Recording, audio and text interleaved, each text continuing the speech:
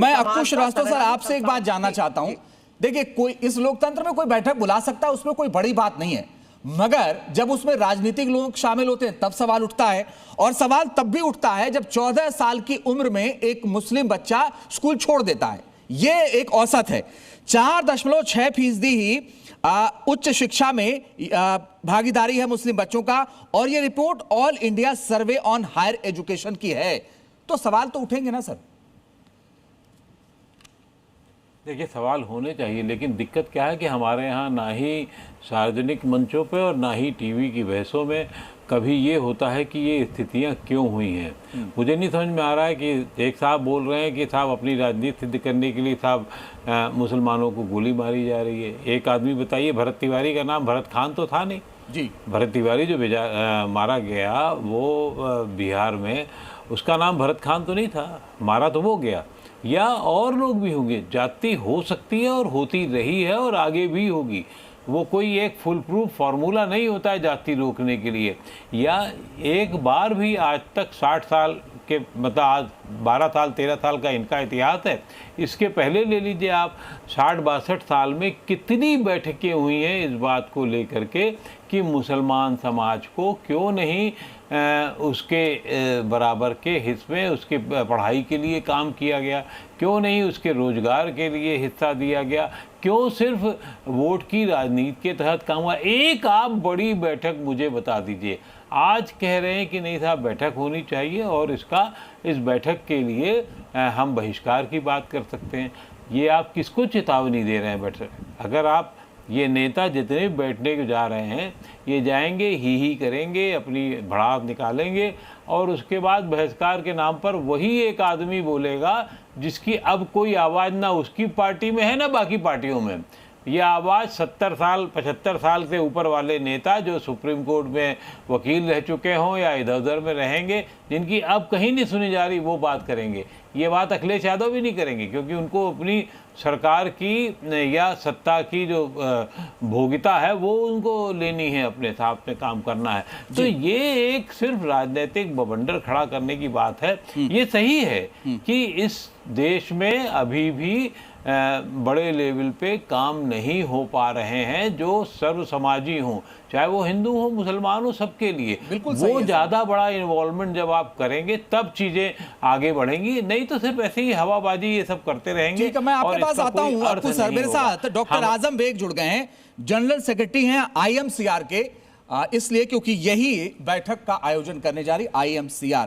तो मैं डॉक्टर आजम बेग से सवाल करूं उससे पहले राजिम साहब, आपने सुन लिया होगा अक्कू जी को, बता दीजिए कितनी बैठकें हुई इसके पहले? जी नाजिम साहब बोलिए, कितनी बैठकें हुई इसके पहले मुसलमानों के हित के लिए?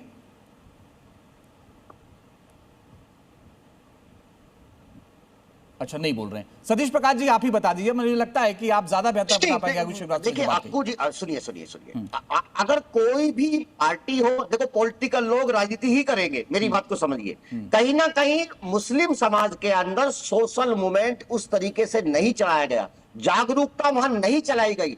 ये जिम्मेदारी मुस्लिम समाज के साथ साथ सरकारों की भी रही है। सरकारों ने उनकी हिस्सेदारी को मारा है। आप सुनिए, पॉलिटिकल बात बताता हूं आपको। इस देश में अगर मुसलमान ज्यादा मार रहे हैं ना सर, सतीश प्रकाश जी, इनके जो रहनुमा बनते हैं, सरकार छोड़ दीजिए, इनके जो रहनुमा है वही तो ज्यादा नुकसान पहुंचा रहे हैं। एक छोटी सी बात बता रहा हूं, वो पॉलिटिकल बहिष्कार की जो बात, इस देश में 92 सीटें ऐसी हैं कि जहां मुसलमान को वोट देते तो 92 सांसद मुसलमान खुद तय कर सकता है, उसे किसी की वोट की जरूरत नहीं है। लेकिन ऐसा होता नहीं है इस देश में। कितने मुस्लिम सांसद हैं? आप चाहते क्या? नहीं, एक मिनट। लोकतंत्र में अगर आप इस तरीके की बात करना चाहते हैं तो आप सिद्ध क्या करना चाहते हैं? कि आप मुसलमान को दे दे, हिंदू को दे दे, हत्यारे को वोट दे दे, गुंडे को दे दे? आप चाहते क्या करना? ये सिस्टम लागू करना चाहते हैं क्या? मुसलमान को वोट देगा तो हत्यारा हो जाएगा, हिंदू को वोट नहीं देगा। उत्तर प्रदेश में चलिए, आजम बेग साहब हमारे साथ जुड़ गए हैं, IMCR के जनरल सेक्रेटरी। आजम साहब, मैं माफ करिए, मैं कई बार आने की मैंने कोशिश की, आपका फ्रेम चला गया। आजम बेग साहब, ये तो जो बैठक आप करने जा रहे हैं, ये मुसलमानों के हित के लिए या अपने राजनीतिक फायदे के लिए? दरअसल राजनीतिक मुद्दों पर जब बहस होती है और चैनल जब अपनी बात कहना शुरू करते हैं तो वही मुद्दे डिसाइड कर लेते हैं, मीटिंग में कौन आएगा ये भी वही तय कर लेते हैं, तो आपसे पूछ के तय किया मीटिंग जाए में कि क्या कौन डिस्कशन आएगा, कौन होगा ये जाएगा? भी वही तय कर लेते हैं। तो इससे ऐसा लगता है कि पहले से कुछ चीजें एज्यूम कर ली गई हैं कि हमको ये चैनल पर चलाना है। ये चीजें मैं समझता हूं लोकतांत्रिक व्यवस्था में सही नहीं है। आईएमसीआर सिर्फ इतना करने जा रही है कि मुल्क में इस वक्त जितने हम ख्याल लोग हैं, जो लोग सेकुलर लोकतांत्रिक ढांचे पर ये विश्वास रखते हैं, इंसाफ पसंद है, अमन पसंद है, मुल्क में कुछ काम कर रहे हैं मुल्क की तरक्की के लिए और माइनॉरिटीज के और विशेषकर मुसलमानों के उत्थान के लिए। यह सोचा गया कि इस वक्त मुल्क के जो हालात हैं, जिसमें इस वक्त सब लोगों को एक तरह से साइड करके और एक खास सत्ता का नशा सब पर तारी हो चुका है और हमारी बदनामी के स्वर पूरी दुनिया में हिंदुस्तान के को एक तरह से ये कह करके कि यहाँ माइनॉरिटीज का ख्याल नहीं रखा जा रहा। क्या ऐसा है? अगर है तो क्या किया जा सकता है?